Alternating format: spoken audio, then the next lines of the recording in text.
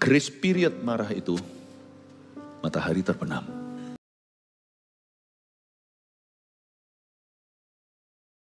Kalau Anda mencintai keluarga Anda, pastikan Anda memperlengkapi diri. 5 kali khotbah saya sebagai berikut di depan Anda ditayangkan. Setiap kebaktian ada rema dan pewahyuan yang baru. Bukan sesuatu yang lama yang saya bagikan. Saya percaya ini akan memperkaya hubungan Anda di dalam setiap family, bahkan bisa berujung keselamatan anggota keluarga Anda. Tolong dengarkan semua, bukan salah satu atau beberapa. Di kebaktian sekarang ini, judulnya hikmat bertengkar. Untuk bertengkar kita pun harus belajar. Kalau mau memperlengkapi umat, tidak hanya arus atas, arus bawah di lembah juga harus ada urapan. Daripada berkata jangan berantem, mendingan diajari cara berantem yang berkenan pada Tuhan. Saya percaya penggembalaan kita itu nggak hanya di gunung yang tinggi, di bukit-bukit saja, tapi juga di lembah-lembah yang susah dalam keluarga. Saya berharap supaya kita ini menang di setiap musim kehidupan. Jadi mari kita siapkan hati. Efesus pasal 4 ayat 26 dan ayat 27, kita akan buka banyak ayat. Nanti akan ditampilkan semua kok ya, tapi ini ayat masnya. Kita baca bersama-sama dalam hitungan ketiga. 1, 2, 3. Apabila kamu menjadi marah, janganlah kamu berbuat dosa. Janganlah matahari terbenam sebelum padam amarahmu. Dan janganlah beri kesempatan kepada iblis. Baca lebih keras yuk, mungkin berdiri bisa lebih lantang suaranya, silakan. Ini penting sekali. Kalaupun kita harus bertengkar, bertengkarlah dengan cara yang benar. Saya rasa hari ini kita akan diperlengkapi dengan sebuah urapan dan hikmat. Mari kita baca bersama-sama 2, 3. Apabila kamu menjadi marah, janganlah kamu berbuat dosa. Janganlah matahari terbenam sebelum padam amarahmu. Dan janganlah beri kesempatan kepada iblis. Terima kasih, thank you. Silakan duduk. Yang streaming juga ya, kita dalam satu ruangan, mari kita belajar firman. Hikmat bertengkar. Hari ini kita bicara tentang keluarga, keluarga mana sih nggak ada konflik. Jangan percaya suami istri yang paling harmonis pun kalau ditanya, pernah berantem nggak? Kalau mereka berkata nggak, something is wrong with them. Cuman kalau berantem melulu ya something is wronger. Itu broken English ini, English yang kacau nih. Sesuatu yang salah. Harus ada. Pasutri, pasangan suami istri mesti harus ada konfliknya. Tapi konflik manajemen harus bagus. Apa yang saya ajarkan ini bukan sebagai motivator, tapi sebagai gembala sidang. We truly care for you. Kami peduli melihat Anda menang di area yang sama, biasanya keluarga bergelimpangan. Di area itu kalau panas hati semua orang jadi salah di mata Allah. Saya ingin sekali memperlengkapi Anda dari sisi yang susah. Setiap kita itu pasti ada grade-nya. Setiap pasangan suami istri pasti ada yang bertengkar lebih, ada yang bertengkar kurang. Kita punya target adalah mengurangi, bukan menambahi. Tetapi memastikan, utilize your quarrels, atau memastikan bahwa pertengkaran-pertengkaran yang ada di dalam kehidupan rumah tangga, itu menjadikan mereka semakin dekat dengan Tuhan, dan akhirnya semakin saling mengasihi, semakin akrab, menjadi semakin diasah, dan menyatu, serta sepadan. Penting sekali, jangan sia-siakan pelurumu, jangan sia-siakan your suffering atau penderitaanmu. Pertengkaran pun ada dua, ada konflik yang perlu, ada konflik yang tidak diperlukan.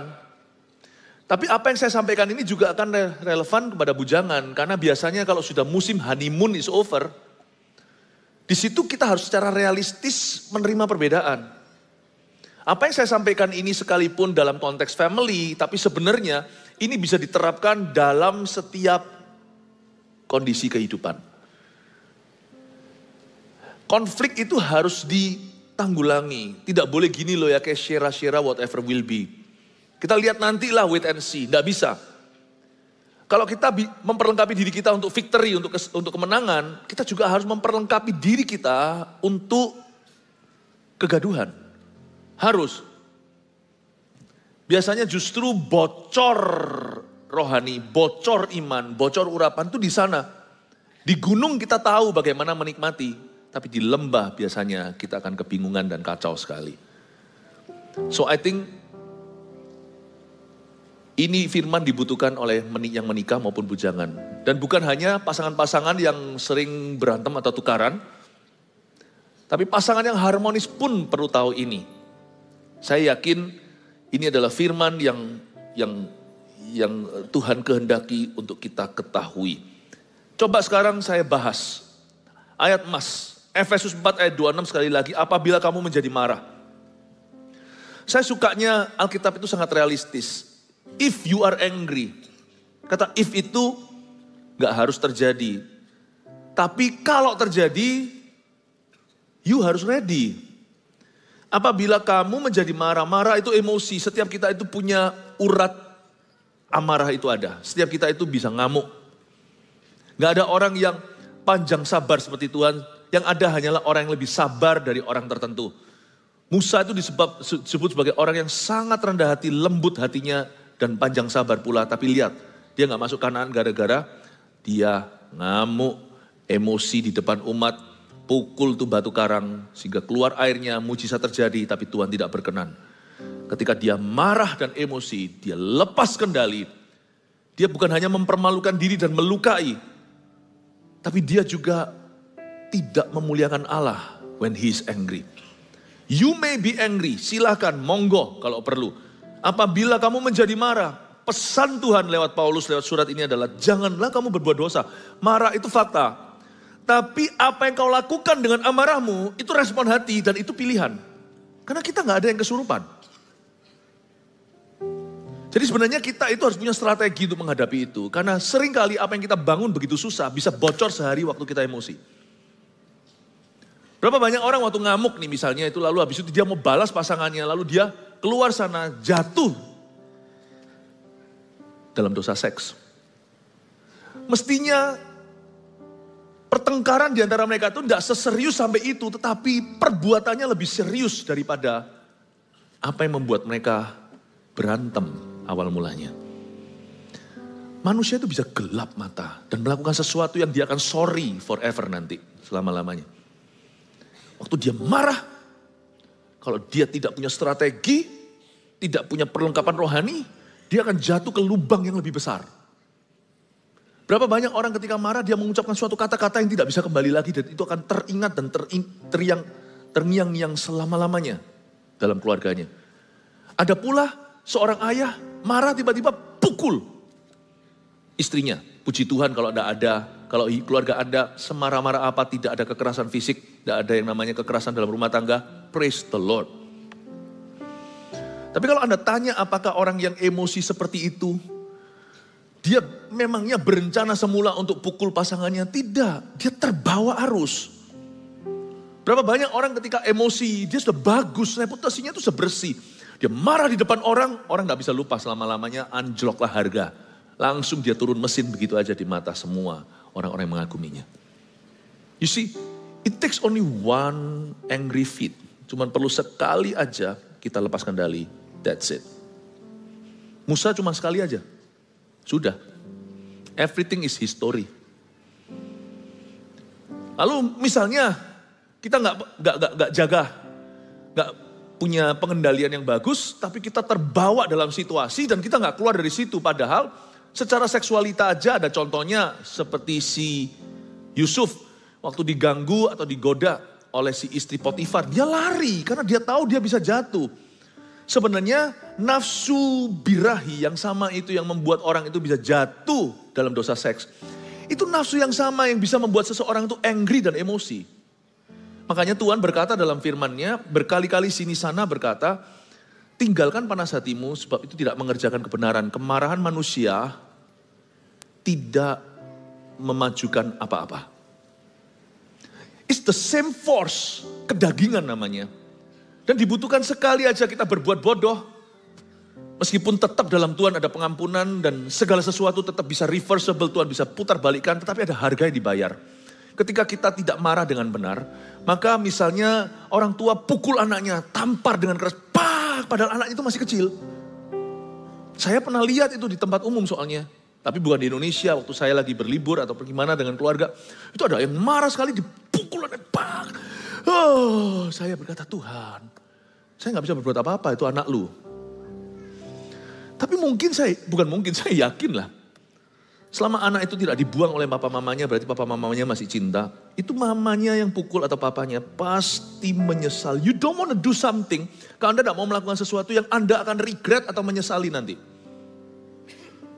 Karena itu, anger is a force to be reckoned with.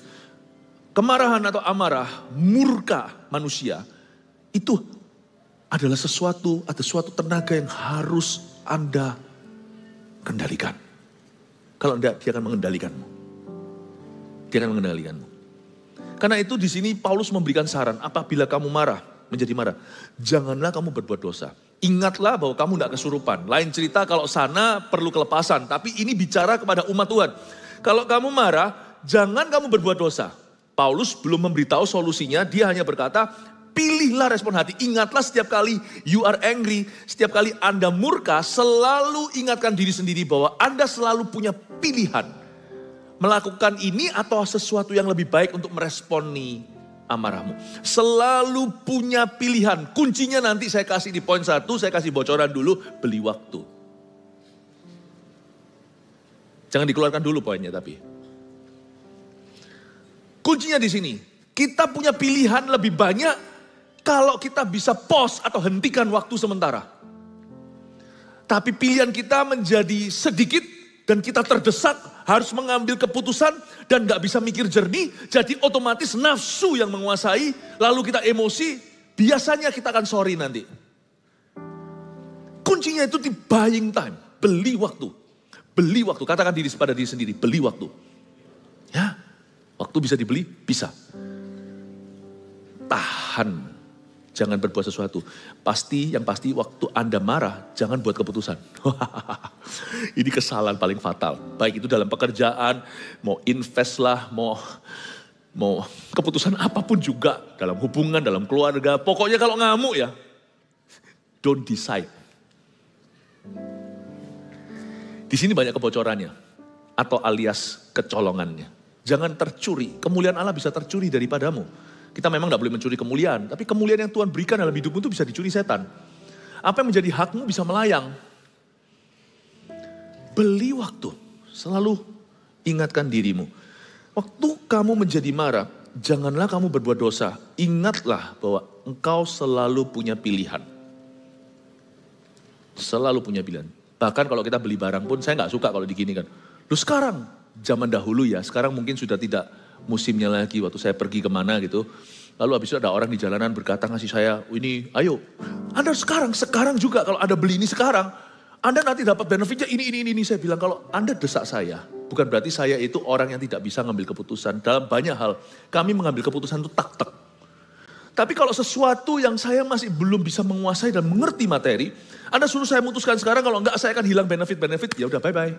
Aku enggak perlu yang ginian. Apapun yang mendesakku dari sisi waktu, dan kau tidak memberiku kesempatan untuk berpikir lebih jernih, lalu dikasih iming-imingi wortel seperti mengiming-imingi wortel pada kelinci. I'm sorry, lebih baik I'm sorry to you than I'm sorry to me. Lebih baik I'm sorry to you now dan lebih baik daripada I'm sorry to me later.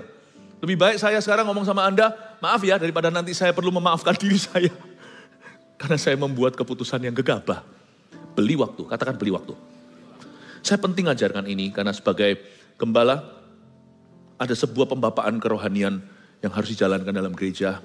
Apapun usia Anda, kita semua itu adalah manusia berakhir. Kedagingan kita itu Adam dan Hawa. Beli waktu, ingat kan tidak ada orang yang sakti, tidak ada orang yang menter. Yang ada hanyalah orang yang beli waktu dan diselamatkan. Remember, we all face the same challenge. Kita semua punya tantangan yang sama. Tapi respon hati kita bisa berbeda. Waktu kamu marah, jangan berbuat dosa. Stop time. Stop time. Mau ngomong apa tuh? Hold. Karena mungkin 10 minutes later, 10 menit lagi, apa yang hendak kau katakan itu tidak jadi. Aduh, untung tadi tidak keluar. Kalau memang itu perlu dikatakan 10 minutes later, bahkan 1 hour later, 1 jam kemudian, bahkan 10 days later, tetap harus dikeluarkan. Jadi sebenarnya beli waktu itu tidak rugi bagi kita. Apa yang perlu keluar kalau memang itu harus diucapkan, 10 hari kemudian tetap akan terucap. Tapi apa yang tidak seharusnya terucapkan kalau kita beli waktu, kita akan berkata, untung tadi nggak keluar dari mulutku. Beli waktu itu is never wrong. Saya ngomong ini bukan berarti seperti orang-orang pelin-pelan ya. Mau dibaptis beli waktu, mau sampai kapan tuh? Mau taat sama Tuhan, mau melayani, beli waktu, nanti kalau suatu hari saya sudah trouble free, sudah tidak punya masalah hidup lagi. Mau mengampuni nanti dulu, aku mau lihat dia dulu berubah. Dia dulu berubah kok enak, kok saya. Yang beli waktu kayak gitu itu adalah kemalasan, kecerobohan, dan alasan. Tetapi kalau angry, it's always right to buy time. Kalau masalah tentang marah itu selalu tepat untuk membeli waktu. Always. Komoditas yang paling perlu itu adalah waktu. Karena it can save you, bisa menyelamatkanmu dari sesuatu yang akhirnya akan Anda sesali. Dan Anda harus menanggung konsekuensinya untuk waktu yang lama. Be careful, Musa yang panjang sabar jatuh di area ini. Siapa sini lebih lembut dari Musa? Tidak ada, saya pun tidak. Berarti ini pun pesan Tuhan untuk saya. Apabila kamu jadi marah, jangan kamu berbuat dosa. Janganlah matahari terbenam sebelum padam amarahmu. Langsung dikasih yang namanya periode waktu. Luar biasa Paulus ini. Ada hikmat Allah, makanya ini jadi firman yang luar biasa buat kita. Jangan matahari terbenam sebelum padam amarahmu. Dikasih waktu, bukan hanya beri waktu. Ada yang namanya grace period. Grace period atau grace period. Ada yang namanya waktu kasih karunia. Grace periodnya marah itu adalah sebelum matahari terbenam. Janganlah matahari terbenam sebelum padam amarahmu. Kalau matahari terbenam dan marah kita padam, mana dulu? Marah kita harus padam dulu sebelum matahari terbenam. Tuhan menciptakan bulan bintang sebagai time juga bukan hanya untuk menyinari gelap, menyinari malam, tapi juga untuk menyinari emosi. Kalau malam sudah tiba, Anda harus tahu bahwa Anda cepat lambat harus selesaikan. Tidak bisa Anda undur sampai besok. Karena waktu besok ada hal-hal tertentu yang terlambat di reverse. Esok hari ada sesuatu yang sudah masuk ke hatimu. Untuk masuk ke hati itu perlu waktu. Karena itu matahari terbenam dan marah padam. Pilihlah marah padam sebelum matahari terbenam. Jangan matahari terbenam sebelum padam amarahmu. Ada waktu kasih karunia. Kalau lebih dari itu menjadi permainan setan. Ayat 27, dan janganlah beri kesempatan kepada iblis. Dalam bahasa Inggris, do not give the devil a foothold in your life. Jangan kasih setan bukan hanya kesempatan, jangan kasih dia tumpuan kaki. Jadi kalau bayangkan Anda di hotel sendirian lalu ada orang ketok pintu. Waktu Anda buka untungnya ada grendelnya. Anda buka, ya ternyata orang jahat. Kalau dia sudah bisa masukkan kakinya di dalam, bye-bye my friend. Apalagi kalau Anda wanita. Ini saya nggak nakut-nakuti ya. Tapi kalau kakinya sudah masuk, kan Anda tidak bisa jebret pintunya. Dia yang lebih kuat pasti bisa mendobrakmu. Jangan kasih foothold sama setan. Yang dia butuhkan cuma sekali kebobolan. Dia bisa hancurkan banyak dalam hidupmu. Do not give Satan a foothold. Karena ketika waktu grace periodnya itu expired, atau ketika kadaluarsa waktu kasih karunia, misalnya kita biarkan hari ini, besok malahan ada orang yang bisa tahan dalam marahnya itu 3 hari. Luar biasa loh, itu pencapaian luar biasa dahsyat untuk setan. Bahkan bisa 1 minggu, bahkan bisa berbulan-bulan. Itu ya, di tengah-tengahnya itu jadi playgroundnya iblis. Iblis juga punya ayun-ayun, juga punya yang namanya selurutan atau apa namanya itu? Apa itu namanya? Slide. Playground atau tempat bermainnya setan itu adalah sebanyak waktu yang kau izinkan setelah matahari terbenam, amarahmu tidak padam. Itu bisa bicara berapa jam, itu bisa bicara berapa hari lagi, minggu, bulan, dan semakin banyak. Ya semakin banyak diambil dari hidupmu, udah gitu aja. Udah gitu aja. Ada banyak potensimu akan disedot, gak percaya? Ambil itu yang namanya ATM kartu Anda, kasih pinnya, tulis aja di sana sekalian. Kasihin orang, dan kasih dia waktu 10 detik, dia ambil berapa. Ya, atau kasih dia 1 jam. Semakin lama, ya dia ngambilnya semakin banyak lah. Kredit card Anda punya batasnya, dicuri orang, Anda bisa blok langsung. Tapi kalau enggak, coba aja Anda izinkan 1 hari ya limitnya diambil. 2 hari ya limit berikutnya. 100 juta minggu depan sudah bisa ngambil 700 juta dia. Selama sebanyak apa ya yang ada di dalam bank Anda akan dikuras semua. Semakin lama, semakin rugi dirimu dan semakin menguntungkan setan. Jangan kasih setan atau iblis kesempatan, a foothold atau tempat masukkan satu kakinya. Kalau kakinya bisa masuk, seluruh kaki itu kan foot dalam bahasa Inggrisnya. Kaki yang satunya lagi namanya leg. Foot itu hanyalah kaki di bawah mata kaki. Leg itu adalah di atasnya semua sampai ke paha. Masuk semua badannya dan dia bisa rampok kamu habis-habisan. Jangan beri dia kesempatan. Grace period marah itu matahari terbenam. Tapi kalau semuanya saya marahnya pukul 5 gimana? Ya cepetan selesaikan. Nah kalau saya marahnya setelah matahari terbenam gimana? Saya tunggu matahari terbenam berikutnya. Mendingan kalau gini habis ini saya marahnya agak telatan. Supaya masih punya 1 hari 24 jam. Enggak, kalau mataharinya sudah terbenam waktu Anda marah ya jangan sampai padam lampumu. Nyalakan tuh lampu kamarnya. Apalagi suami istri, selesaikan.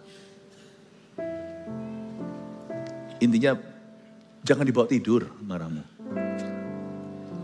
Apalagi yang biasain minggat. Waduh, setan sangat senang. Sungguhan, karena anything can happen you see. Antara Anda bisa melakukan sesuatu yang bodoh, atau istrimu, atau suaminya kali ini. Atau bisa jadi setan akan jadikan anakmu bulan-bulanan. Di masa itu tenggang, masa vakum atau kosong itu, setan bisa melakukan segala sesuatu. Kalau nggak terjadi sesuatu yang berabe dan musibah dalam hidupmu, Anda masih intact dan masih oke, itu pratanda bukan setan tidak merampokmu habis-habisan. Masih ada tangan yang menahan. Masih ada orang yang mendoakan. Makanya nggak bisa. Sebenarnya setan cuma butuh, Anda lewat matahari terbenam, sikat you. Kalau sampai hari ini Anda masih bisa tetap punya apa yang Anda miliki, dan masih oke semuanya, keluarga tidak hancur segala sesuatu, saya percaya itu masih ada yang menahan. Kalau dari sisi setan, udah habis dikuras itu akunmu. Kredit card di tangannya dia berbulan-bulan. Karena itu amarah harus diwaspadai. Oke, sekarang saya mulai masuk. Saya masuk ke poin-poin yang saya berikan satu persatu ya. Nanti setelah ini multimedia saya keluarkan satu saya jelaskan. Satu saya jelaskan, masih ada ayat-ayat tambahan nanti munculkan. Lalu setelah itu nanti terakhir munculkan 6-nya semua ya. Saya tidak mau kasih Anda 3 poin sederhana, tidak boleh sederhana soal bertengkar. 1, janjian waktu untuk diskusi nanti. Arti kata janganlah matahari terbenam sebelum padam amarah, berarti harus janjian waktu, sepakat. Ini juga bicara pada bujangan oke, karena yang masih muda-mudi, yang belum menikah, tahukah Anda, cinta yang Anda rasakan, jatuh cinta. You know you can fall in and out of love. Anda bisa jatuh cinta. Cinta itu bukan untuk dijatuhi by the way. Itu sekali-kali jatuh cinta. Anda juga bisa terpental dari cinta juga bisa. Yang penting bukan jatuh cinta atau falling in love. Yang penting itu loving. Love is a choice. Kasih itu pilihan. Jatuh cinta kita gak punya pilihan. Jereng lagu Korea keluar. Udah langsung, sarangeo. But loving can may come or not. May come with feeling or not. Loving, mengasihi, itu kesengajaan. Bisa ada perasaan, bisa tidak ada perasaan. Loving is a choice, mengasihi itu pilihan. Respon hati. Falling in love, itu mudah. Dan bahkan datang tidak Anda undang. Dia seperti tamu tidak terduga. Tiba-tiba langsung aja tertusuk hatimu dengan panah. Tetapi cinta, mengasihi, itu memilih. I choose to forgive you. Aku pilih untuk mengampunimu. Aku pilih untuk menerima kelemahanmu. Aku pilih untuk minta maaf dulu. Aku memilih untuk setia padamu. Aku memilih untuk membereskan ini. Love is a choice. Saya dan istri saya, tahun ini kami menikah tahun ke-25. Belum lama dibandingkan beberapa om dan tante di sini. Tapi cukup lama buat beberapa yang muda-mudi yang belum menikah apalagi. You see, I fall in love with my wife every day though. Saya ngomong sejujurnya tiap hari saya jatuh cinta pada istri saya. Tapi hidup pernikahan kami diisi dan dekorasi dalamnya itu, fondasinya itu adalah saling mengasihi by choice. Dengan pilihan. Saya selalu mengagumi orang-orang yang sudah menikah puluhan tahun dan tetap harmonis. Saya rasa mereka selalu akan fall in love again and again. Tetapi yang membuat hubungan tali kasih mereka tidak putus itu adalah karena mereka memilih untuk mengasihi. Memilih untuk setia. So saya percaya pasangan-pasangan tersebut, sebenarnya kalau mereka mau selingkuh, mau jatuh cinta sama orang lain juga bisa kalau mereka buka celah. Tapi mereka tidak mau, mereka memilih untuk setia pada pasangannya dalam suka dan duka. Saya kagum dengan orang-orang tua yang menikahnya sampai, saya tidak kagum dengan yang drama Korea yang muda-muda lalu pandang-pandangan, matanya berlinang-linang itu pakai tetesan. Saya kagum dengan orang-orang yang tangannya sudah keriput, bisa pegang istrinya, bisa suap istrinya, mungkin istrinya dulu yang lebih rentah, atau kebalik. Saya kagum dengan yang begitu. I admire them. That is love. The other one is just falling in love. Amin. Saya rasa itu pilihan. Tadi di kebaktian sebelumnya nanti dengarkan sendiri. Tidak ada yang namanya kecocokan. Sungguh tidak ada. Tidak ada dua orang yang cocok di dunia, tidak ada. Kembar siam pun tidak ada. Anda aja nggak tentu cocok sama dirimu sendiri kok. Belum kenal diri sendiri. Berapa banyak yang nggak suka sama dirinya sendiri, ya kan? Nggak ada kecocokan itu. Sesungguhnya kalau pertengkaran itu heboh dalam satu keluarga, pasangan suami istri khususnya. Itu kalau di-utilize, kalau betul-betul bisa dimanfaatkan, itu bisa membuat ini dua orang jadi paling saling mengasihi, paling mencintai loh. Tapi kalau salah handlingnya salah, dia bisa pecah dan menjadi luka yang luar biasa dan luka yang senantiasa basah. Lukamu basah nggak? Kalau lukamu basah, you have to do something about it. Dan anak-anak muda juga saya mau beritahu dulu. You see, fall in love is easy. Makanya itu, mantapkan karaktermu. Dewasa imanmu. Di kebaktian sebelumnya saya jelaskan, yang laki-laki dulu, jangan pacari anak orang sebelum Anda punya tujuan. Sebab setelah honeymoon over, trust me, if it's all about falling in love in your relationship, kalau hubungan Anda hanya tentang fall in love, Anda pasti akan bosan sama pasanganmu. Dan Anda akan mengeluh. You see, kasih itu komitmen. Kasih itu pilihan. Kasih itu dengan segenap hati dan kekuatan. Makanya itu saya selalu beritahukan bahwa orang-orang muda, kalau isinya hanya sweetheart, tunggu sampai Anda kelihatan warna aslinya orang yang Anda cintai itu. Bisakah Anda menerimanya tanpa bunga-bunganya? Bisakah Anda menerima durinya sebelum Anda, atau Anda hanya bisa menerima mawarnya? Anda harus bisa. Makanya itu saya sekarang jelaskan ini berguna pula buat yang bujangan untuk mempersiapkan diri. Sebab pasangan yang paling harmonis kelihatannya waktu menikah, kalau mereka nggak ready, mereka bisa menjadi Tom and Jerry. Jadi nanti ya Anda akan lihat yang muda-mudi, kalau Anda tidak mempersiapkan karaktermu dan komunikasi yang perlu dijalin selama pacaran itu adalah friendship, bukan romansanya. Karena romansanya itu kita itu sudah makhluk primitif kita itu sudah berahi, jadi sebenarnya sudah ready. Itu gak perlu latihan, gak perlu les-lesan, yang perlu dilatih itu adalah karaktermu. Dan yang perlu dijalin waktu Anda pacaran yang muda-mudi adalah persahabatan. Friendship, tadi saya kasih pesan praktis, saya kasih bocoran satu aja, terlalu nggak bisa saya bocorkan semua karena Anda harus dengar 1 jam nanti sendiri setiap pewahyuan itu. Tapi intinya dalam waktu pacaran, talk more, share more, sharing, talking. Izinkan Anda dikenal, bukan badannya, badan tutup, jiwanya buka, rohnya juga dibuka. Aku belajar untuk mengenal rohmu dan jiwamu. Aku mengenal cara berpikirmu. Aku mau mengenal situasi hidupmu. Aku mengenal keadaan. Be interested bukan di bodinya. Tapi be interested di life-nya, di kehidupan pacarmu. Keluarganya cari tahu. Bukan mau bawa terus jauh dari keluarganya sendirian di tempat-tempat gelap contohnya. Tapi you want to know the family. Karena nanti dia akan, kalau Anda serius itu akan jadi familymu.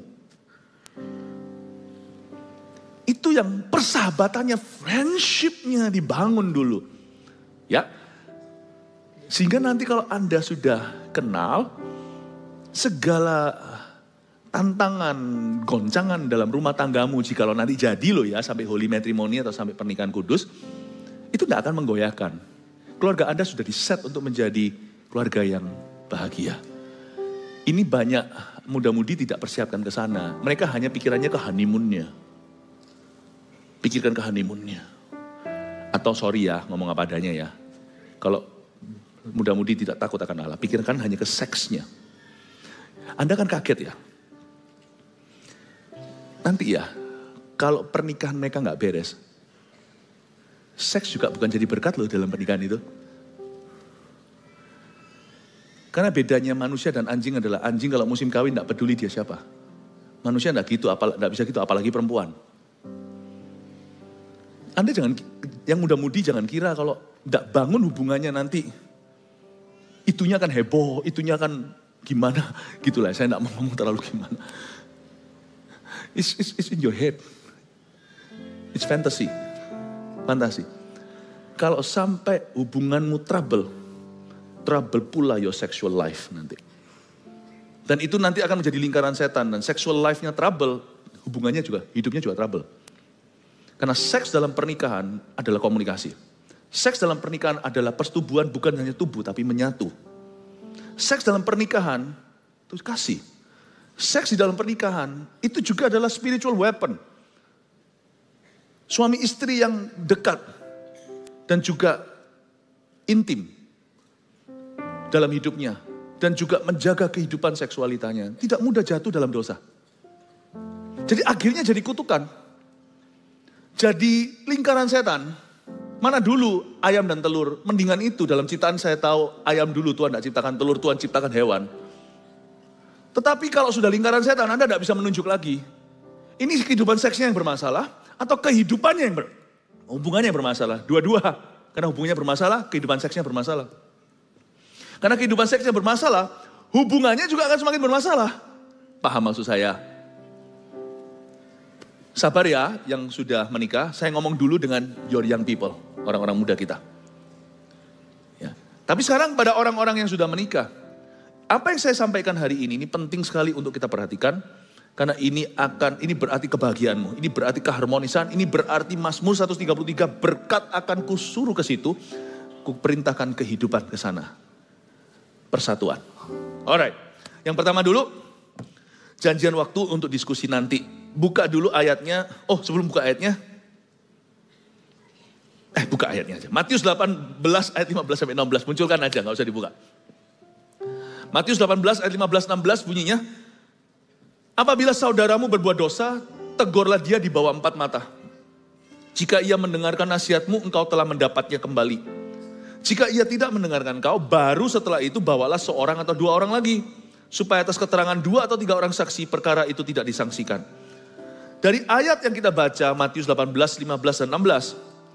Berarti ada janjian. Jadi poin ke-1 janjian waktu untuk diskusi nanti. Itu diajarkan firman. Meskipun Matius 18 bukan konteksnya pernikahan. Tapi ini adalah konteks yang umum yang bisa kita terapkan dalam perkawinan. Apabila saudaramu berbuat dosa, sadarilah bahwa pasanganmu itu juga saudara seimanmu. Apalagi yang dinikahkan di dalam gereja, udah jelas-jelas itu pernikahan kudus. Apabila saudaramu berbuat dosa, tegurlah dia di bawah 4 mata. 4 mata itu pilih tempat. Misalnya kalau Anda di dalam kerumunan tidak langsung semprot dia, Anda bawa dia menepi. Berarti kan ada semacam janjian waktu, janjian tempat. Lalu kalau itu nggak mempan, baru setelah itu kau bawalah seorang atau 2 orang lagi. Itu kan perlu ditelepon dulu. Perlu janjian lagi, perlu janjian tempat dan janjian waktu. Di mana? Kalau perlu ada bantuan pihak ketiga. Alangkah baiknya cari pihak-pihak yang bertanggung jawab. Bisa jadi keluarga sendiri, seperti orang Majus yang dituakan. Atau bisa jadi hamba Tuhan atau gembala sidang atau gembalanya. Perlu ada janjian waktu. Dari sini saya bisa mempelajari mengambil satu kesimpulan bahwa hikmat bertengkar yang pertama itu adalah janjian waktu untuk diskusi nanti. Karena ada 2 tipe orang.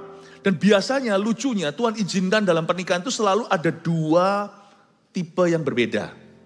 Jarang sekali ada tipe yang sama. Karena betul sekali pepatah ini sekalipun bukan dari firman, tapi the opposites attract atau lawan kata atau lawan jenis itu yang menarik hati kita. Lawan jenis itu tidak hanya bicara tentang jenis kelamin, tapi juga lawan atau yang sifatnya berbeda. Apa yang Anda keluhkan tentang pasanganmu, itu juga sesuatu yang menarikmu terhadap dia dulu kala. Coba kita lihat ada dua tipe orang. Tipe yang satu adalah orang kalau lagi nggak enak hati, maunya selesaikan right here, right now. Siapa yang tipe gitu? Coba angkat tangan, saya nggak lihat. Ayo jujur lah, saya juga orang yang kayak gitu. Ayo ngaku. Ya, pokoknya kalau kita lagi nggak enak nih, panasan nih sama pokoknya kita sudah nggak bisa konsentrasi kerja, nggak bisa konsentrasi apa, makan nggak enak, tidur nggak nyenyak. Pokoknya kalau kita nggak enakan, selesaikan sekarang. Dan orang gini biasanya juga murah hati dengan say sorry. Tapi dia nggak mikir dulu sorry-nya untuk apa. Dia sorry itu bukan untuk menyatakan penyesalan, tetapi wis lah, sudahlah, kita nggak usah berantem lagi. Tapi ada orang yang nggak begitu, ada orang yang detail oriented. Ada tipe orang kedua adalah nggak bisa. Semua aku urus, ini saya sebut sebagai akuntan hubungan. Pembukuannya buka dulu, sorrymu itu apa? Wah, ilmuwan, dia akan jelaskan satu-satu, ini apa? Nah kalau ini ketemu ini, ya Tom ketemu Jerry. Gak mari gak selesai-selesai. Karena itu Tuhan itu berhikmat. Tuhan itu membentangkan langit itu dengan bijaksana. Dia berkata lewat firman-Nya, jangan matahari terbenam. Saya kasih waktu sama kalian, masa satu hari gak cukup? Bukan berarti selesai masalahnya dalam sehari, tapi komunikasi itu harus dalam sehari. Karena Tuhan itu tidak pernah, kalau Tuhan itu punya restoran dimsum gitu, itu tuh bukan frozen lalu dipanasi, itu masak dari awal. Itu yang namanya hakaunya syok. Saya ini lapar kali ya. Itu loh, yang itunya itu masih dibungkus-bungkus sampai tangan kokinya. Kasih udangnya, kasih sayurnya, itu masih dibungkus begini-begini loh. Itu enggak dari frozen, dari kulkas. Tuhan enggak suka, Tuhan suka semuanya itu fresh. Jangan terus ngomongnya begini, minggu lalu kamu gitu, sudah enggak relevan saudaraku. Selesaikan, tapi ada dua tipe orang, Tuhan tahu Tuhan punya dua anak. Anak satu adalah selesaikan sekarang juga, now. Yang satu berkata, never. Never say never. Now and never. Now and never ketemunya PM.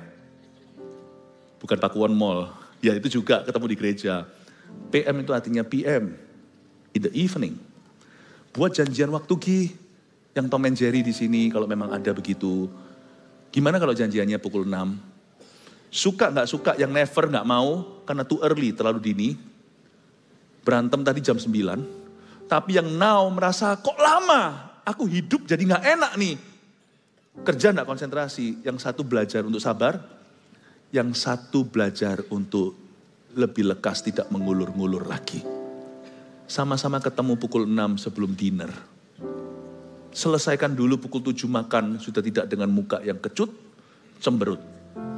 Sama anak sama-sama bisa selesaikan. Nah penyelesaiannya, tapi Pastor Philip protes nih, 1 jam gak cukup buat kami. Ya kalau pentung-pentungan coba lihat Tom and Jerry itu berapa episode gak selesai-selesai begitu.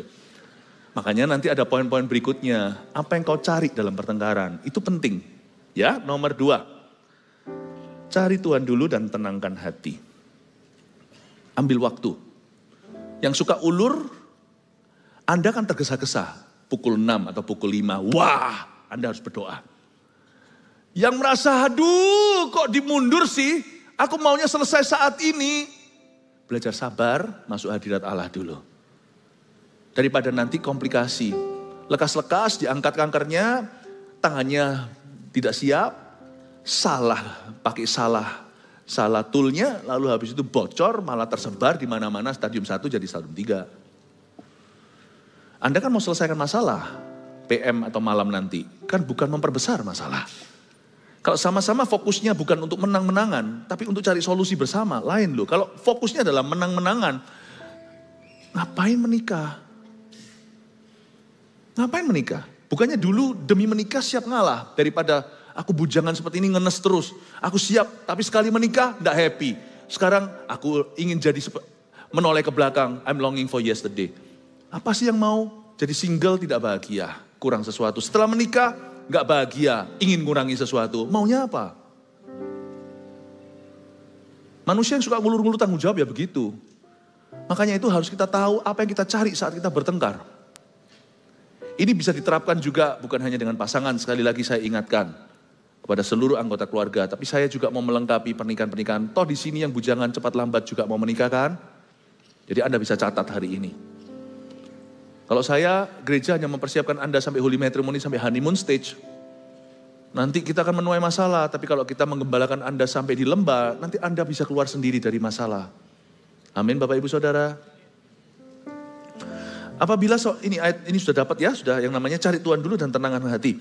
Mazmur 37 ayat 7 sampai 8 bunyinya. Berdiam dirilah di hadapan Tuhan dan nantikanlah Dia. Jangan marah karena orang yang berhasil dalam hidupnya, karena orang yang melakukan tipu daya. Berhentilah marah dan tinggalkanlah panas hati itu. Jangan marah, itu hanya membawa pada kejahatan. Jadi disuruh cari Tuhan. Beli waktu itu bukan sia-siakan waktu. Setelah beli waktu sampai pukul 6, lalu tidak berbuat apa-apa. Cuma merenungkan kesalahan pasangan. Atau hanya merenungkan kesalahan orang. Percuma, mau beli waktu berapa lama pun juga akan sia-sia. Anda beli waktu untuk cari Tuhan. Untuk masuk ke hadirat Allah. Kan kita beli sesuatu kan untuk sesuatu. Tidak ada orang bayar misalnya uang sekian ratus juta. Untuk apa? Untuk mobil yang selevel harga. Anda pilih mobil itu, Anda baru bayar harganya. Anda tidak beli waktu untuk sesuatu yang tidak ada. Anda beli waktu untuk cari Tuhan. Baik yang satu beli waktunya itu kok lama sih. Yang satu lagi, aduh kok digesa-gesa. Aku sih tahan marah sama dia 1 minggu atau 1 bulan. Sama-sama beli waktu masuk hadirat Allah. Tuhan itulah titik temu. Bukankah Tuhan yang menikahkanmu? Makanya itu cowok cewek, anak-anak muda, kalau menjalin hubungan tapi tidak melibatkan Tuhan, itu kasihan nanti. Di awal-awal sweet heart itu enggak apa-apa, enggak masalah. Nantinya itu Anda pasti akan hancur. Apapun yang Tuhan tidak bangun, sia-sialah orang membangunnya. Jadi jangan hanya beli waktu, cari Tuhan dulu dan tenangkan hati. Bukankah di Alkitab dikatakan berdiam diri? Kata berdiam diri itu di hadapan Tuhan, bukan bahasa Jawanya menengwai. Berdiam diri itu di hadapan Tuhan, bukan hanya tinggal tenang. Di hadapan Tuhan nantikan Dia, jangan marah. Ada banyak ayat firman Tuhan yang bisa elus-elus dada Anda waktu Anda emosi. Saya kasih beberapa ya. Mazmur 5, 6, 11, 12, 35, 37, 52, 54. 6, 9, 7, 9, 8, 3, 1, 9, 1, 3, 7, 1, 4, 3. Udah dicatat? Cukup kok. Ini kayak saya buka resep gitu, dokter gitu ngasih Anda obatnya, antibiotiknya banyak sekali. Anda baca itu semuanya. Anda tidak usah hitung sampai 100 sebelum emosi. Anda pasti akan mereda dan dapat hikmat Allah. Ya boleh, silakan kalau menulis ya. Bagi orang-orang yang merasa ini kemudian hari bisa menyelamatkan hubungannya. Tulislah Mazmur 5, 6, pasal 6, pasal 11, 12, 35, 37, 52, 54, 69, 79, 83, 109, 137, 143, minum dulu, haleluya.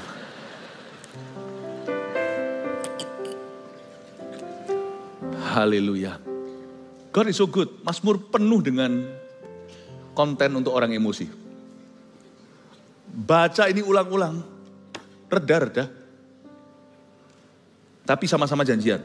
Kalau jam 6 dia gak muncul, beritahu gembala sidangmu. Kita buat janjian ya.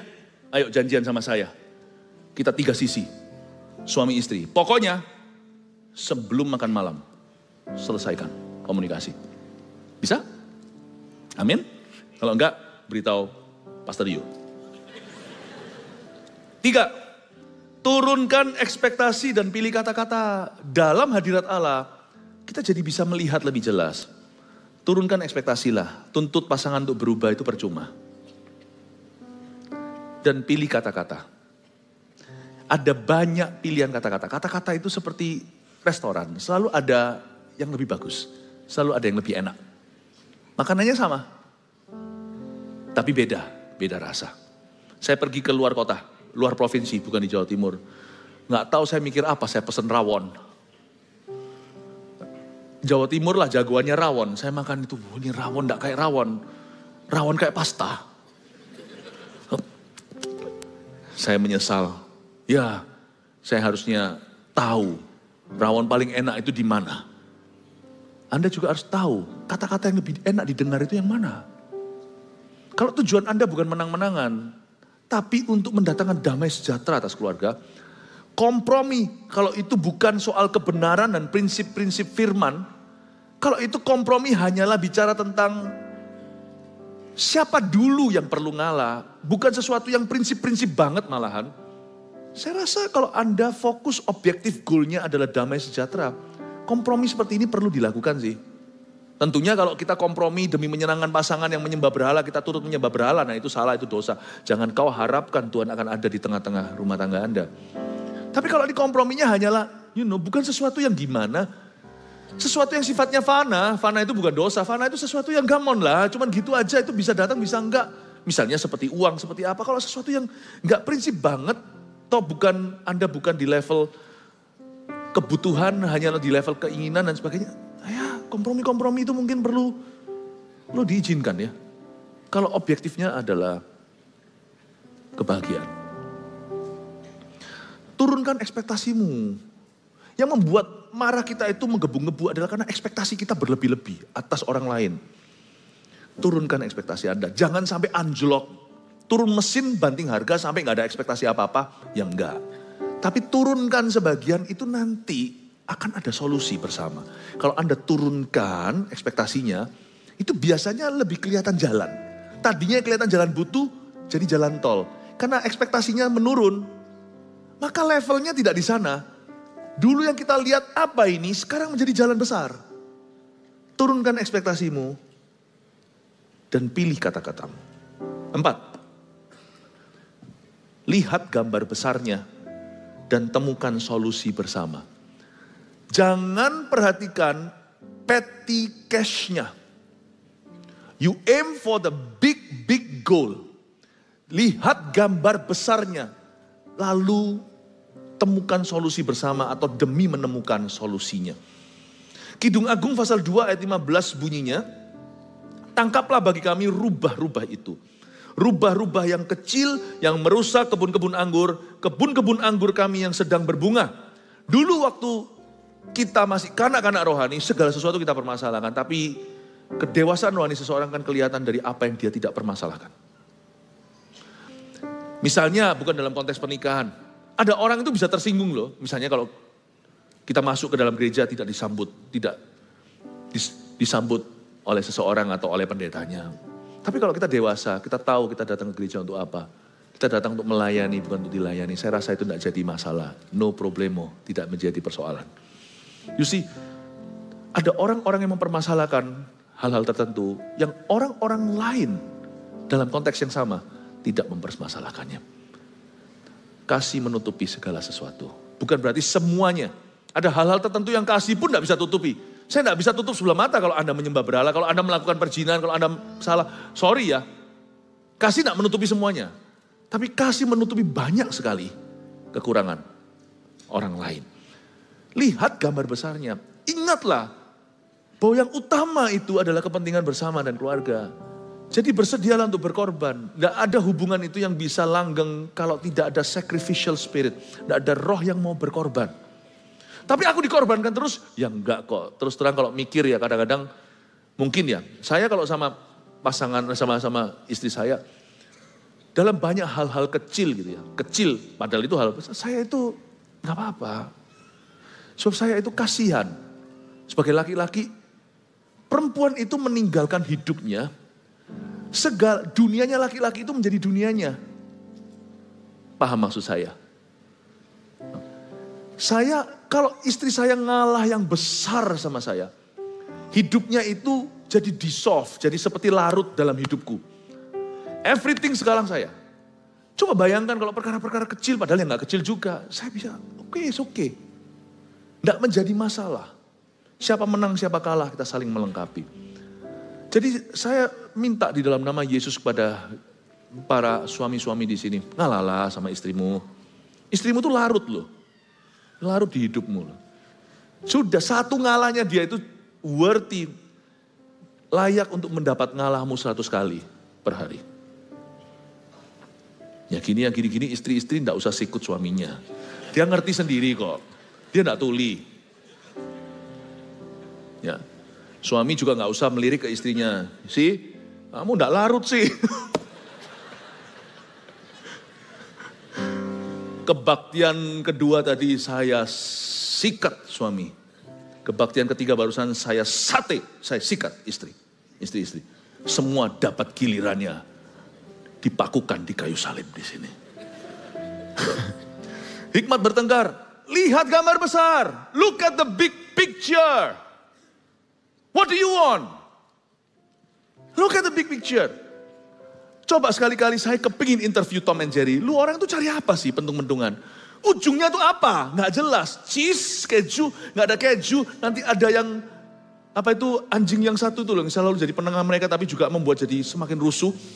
Anjing bulldog itu. Lu ini apa sih? What is your issue? Isumu tuh apa? Nggak jelas banget. Coba tanya. What do you want?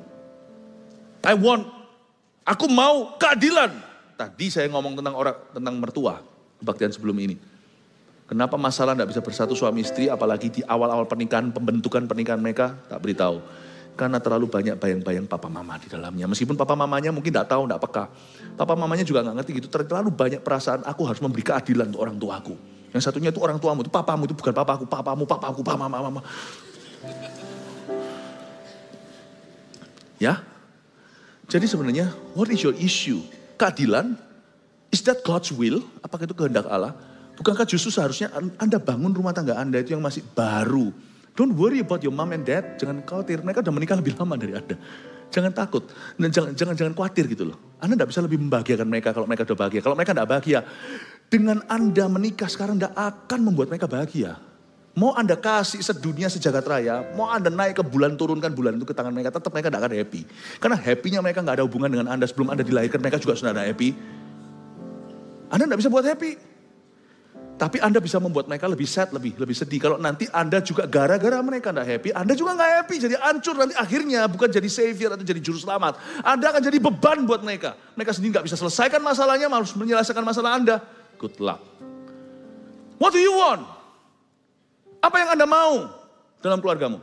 Apa yang kau cari? Nggak jelas kan? Kerja aja kita tahu kok, kita mau begini, mencapai goal ini, kita mau achieve itu, ini goalnya perusahaan, nanti kita akan buka cabang, bla bla bla. Tapi dalam hubungan seringkali kita keruh dan kita nggak tahu. What do you want? Lihat gambar besarnya. Pegang firman. Keluargaku diberkati dan akan jadi berkat.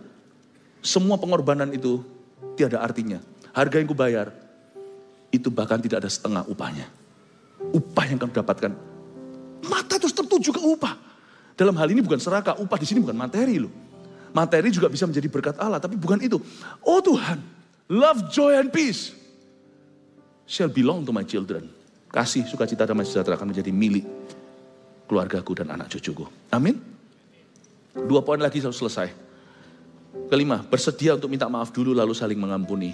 Apa yang mencairkan? Pencair suasana nomor 1 adalah minta maaf dulu. Salah nggak salah? Oke, sorry kalau pasti ada salahnya lah, sudah emosi. Kalau nggak tentu harus langsung Anda minta maaf untuk sesuatu yang Anda lakukan, tapi Anda bisa minta maaf untuk sesuatu yang mungkin Anda lakukan. Sorry ya kalau aku tadi membuat kamu jadi emosi segalanya. Tidak ada yang lebih mencairkan. Tapi nggak mempan kalau ketemu akuntan. Akuntan hubungan. Ya, ada cara lain lah. Sorry yang mungkin dia dapatkan, mungkin Anda ngalah, diam dulu aja, diam aja. Lus-lus atau apa. Tapi ada yang dilus-lus, namanya senggol bacok.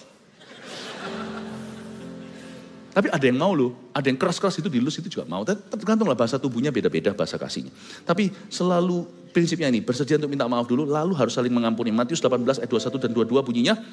Kemudian datanglah Petrus dan berkata kepada Yesus, Tuhan, sampai berapa lama kali aku harus mengampuni saudaraku jika ia berbuat dosa terhadap aku? Sampai 7 kali kah? Yesus berkata kepadanya, bukan. Aku berkata kepadamu, bukan sampai 7 kali, melainkan sampai 70 kali 7 kali. 70 kali 7 kali ini dalam sehari loh. 70 kali 7 itu masa ada orang salah di area, melakukan kesalahan yang sama 490 kali sehari kepada orang yang sama. Dengan kata lain, tidak bisa tidak, selalu harus berakhir mengampuni. Kalau tidak ada roh pengampunan, harus pecah telur dulu, harus salah satu, dan lebih baik sang suami sebagai imam yang lebih besar, say sorry dulu. Sorry. Lalu nanti kalau ditanya, sorry untuk apa? Ya sorry untuk kamu. Apapun itu ya, sama buat marah, itu namanya mancing amarah, jangan gitu ya. Anda kalau ditanya sorry untuk apa, Anda harus jawab sorry untuk apa. Karena kalau perempuan istri Anda itu adalah makhluk intelijen dan intelektual, Anda tidak bisa. Sungguhan kok diketawain, gimana kalian? Anda, kalau semuanya makhluk intelektual, Anda tidak bisa berkata sorry untuk, jangan pakai sarkasme itu membuat keruh hubungan, membuat semakin terluka. Jadi mendingan sorry, yang aku sadari begini, tapi nanti kita bicara ya. Aku tak tata kata-kata, kamu juga beritahu apa yang di mana aku salah. Tahan meskipun waktu Anda mengatakannya muka Anda merah. Tidak pernah salah beli waktu.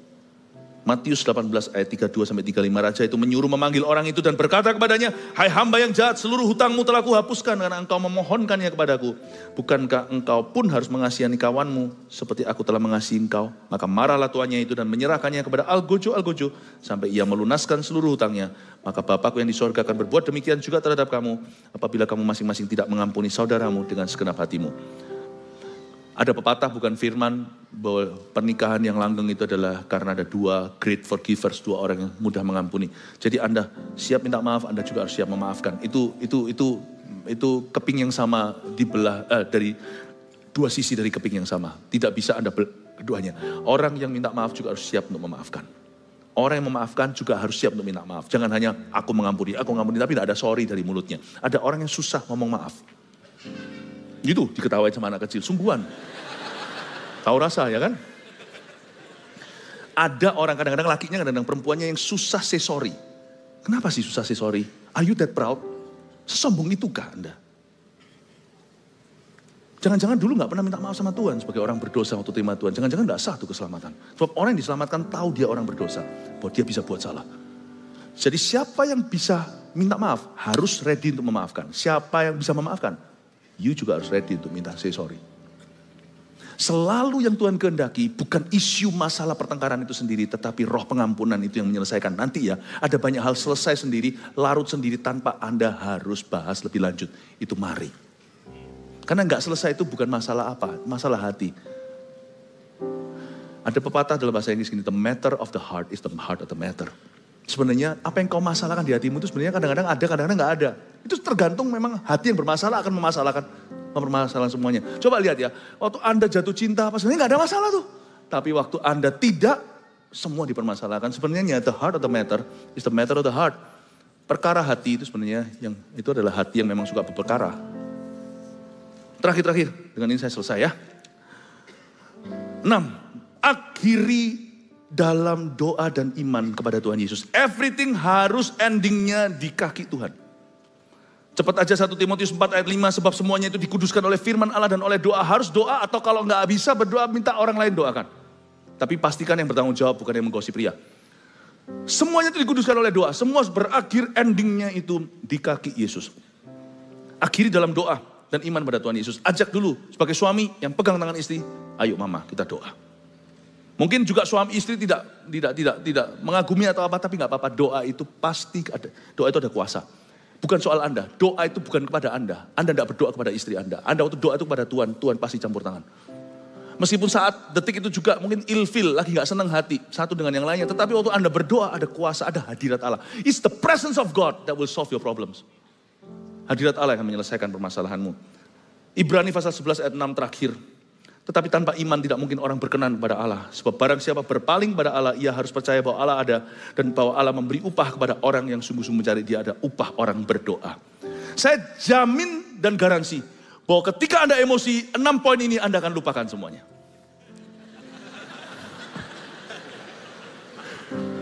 Sungguhan.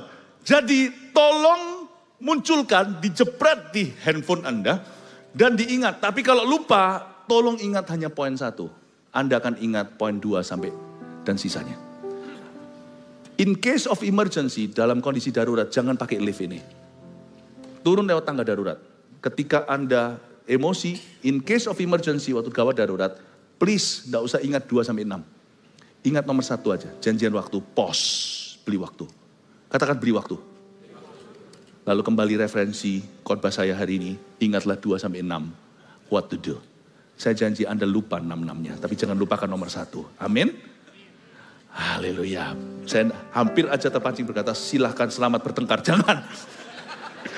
Untuk ini kita dipanggil, yaitu untuk menjadi damai, untuk membawa damai dan menjadi pecinta damai. May God bless your family. Haleluya. Kuasa yang lama dari Kalvari, kami pulih. Hubungan kami, keluarga kami mulai hari ini damai sejahtera. Terima kasih untuk jemaat. Terima kasih untuk semua orang yang haus dan lapar. Tuhan memberkati mereka. Jemaat yang terkasih, mari kita mengangkat tangan kita untuk menerima berkat dari Allah Bapa, Allah Putra dan Allah Roh Kudus. Berkat dari Allah Abraham, Ishak, Yakub itu yang turun atas keluargamu, keluar masukmu, anak cucumu, hubunganmu. Pulanglah membawa sejahtera, membawa kepastian dan asuransi iman. Tahu bahwa Tuhan beserta di dalam segala perkara. Berbuahlah dalam musim hidupmu, jadilah lebih dari pemenang. Dalam nama Yesus, haleluya. Amin. Love you. God bless you.